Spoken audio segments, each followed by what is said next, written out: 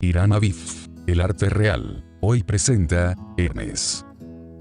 Egipto vio surgir de su seno a un hombre de gran sabiduría, iniciado en los conocimientos secretos de la India, Persia y Etiopía, a quien sus compatriotas conocían con el nombre de Totoptat, los fenicios, con el de Taut, los griegos, con el de Hermes Trismegisto, y los rabinos con el de Adris. La naturaleza parecía haberle elegido como favorito suyo, y había sido pródiga en concederle las cualidades necesarias para que pudiera estudiarla y conocerla perfectamente. Dios le había infundido las ciencias y las artes, a fin de que instruyese en ellas al mundo entero. Tot inventó muchas cosas necesarias en la vida y les dio nombres adecuados. Él enseñó a los hombres a escribir sus pensamientos y coordinar los discursos. Él instituyó las ceremonias que debían observarse en el culto de cada dios. Observó el curso de los astros.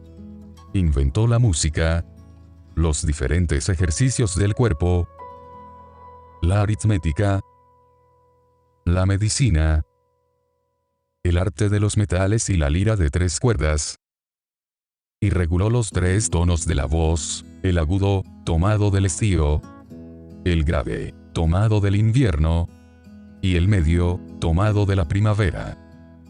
Él fue quien enseñó a los griegos la manera de interpretar los términos y las cosas, por cuyo motivo le dieron el nombre de Hermes, que significa intérprete.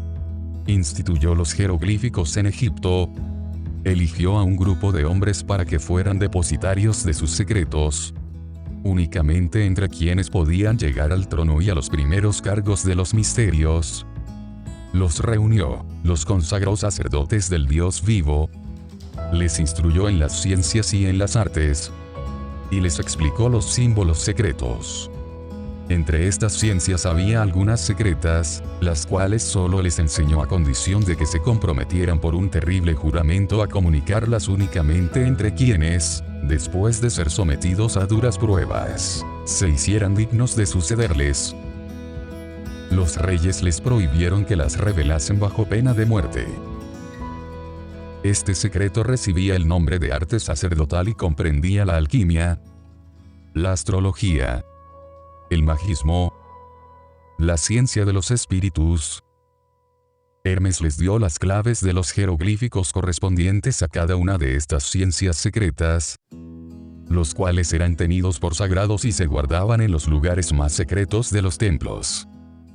El gran secreto observado durante muchos años por los sacerdotes iniciados en las altas ciencias profesadas por ellos, hizo que fuera respetado por todo Egipto, considerándose por las demás naciones que era el santuario y escuela de las ciencias y de las artes. El misterio en que se envolvían despertó viva curiosidad. Orfeo se metamorfoseó, por así decirlo, en egipcio. Fue iniciado en la teología y la física, y se apropió de tal modo las ideas y razonamientos de sus maestros, que sus himnos anuncian más bien a un sacerdote egipcio que a un poeta griego. Orfeo fue el primero en llevar a Grecia las fábulas egipcias. Pitágoras, hombre siempre ávido de aprender, consintió en dejarse circundar para que le admitieran entre los iniciados.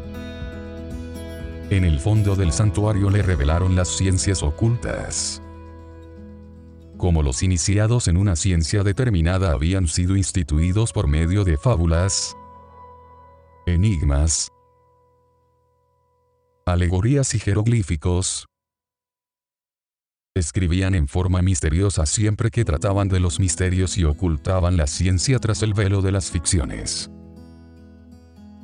Cuando Cambises, rey de Persia, destruyó varias ciudades egipcias, en el año 528 antes de nuestra era, los sacerdotes se dispersaron por Grecia y otros países, llevando consigo sus ciencias que continuaron enseñando enigmáticamente, es decir, envolviéndolas siempre en el ropaje obscuro de las fábulas y jeroglíficos, a fin de que el vulgo no viese nada cuando viera, ni comprendiese nada cuando oyera. Todos los antiguos autores bebieron en esa fuente, pero esos misterios, ocultos bajo tantos velos inexplicables y tantas fábulas incomprendidas, acabaron por dar origen a numerosos absurdos que, saliendo de Grecia, se difundieron por todo el mundo. Kircher se expresa de la manera siguiente cuando trata de Hermes: es tan indubitable que estos primeros hombres conocieron el arte de hacer oro, ya sea extrayéndolo de toda suerte de materias, ya transmutando los metales. Los sacerdotes, reyes y jefes de familia eran los únicos hombres que conocían este arte, que fue conservado siempre con la mayor reserva, de forma que quienes lo conocían guardaban el más profundo secreto, por temor de que el pueblo pudiera descubrir los laboratorios y santuarios más secretos de la naturaleza y convirtiese este conocimiento en un mal para la república. Por eso el ingenioso y prudente Hermes, previendo este peligro que amenazaba al Estado, ocultó el arte de fabricar oro bajo los mismos velos y obscuridades jeroglíficas de que se sirvió para ocultar al pueblo profano la parte de la filosofía concerniente a Dios, los ángeles y el universo. Al hombre divinizado Hermes le sucedió el sacerdote rey, Menes, quien fue el primer legislador y fundador de Tebas, la ciudad de los 100 palacios. Llenó esta ciudad de magnificencias. De él data la época sacerdotal de Egipto. Hermes, el 3 veces grande, dios de las ideas y de la escritura, de la inteligencia y del pensamiento, de la civilización y de la sociedad, inventó la historia de Osiris, Isis y Horus, cuya historia alude a la obra hermética, la cual lleva su nombre.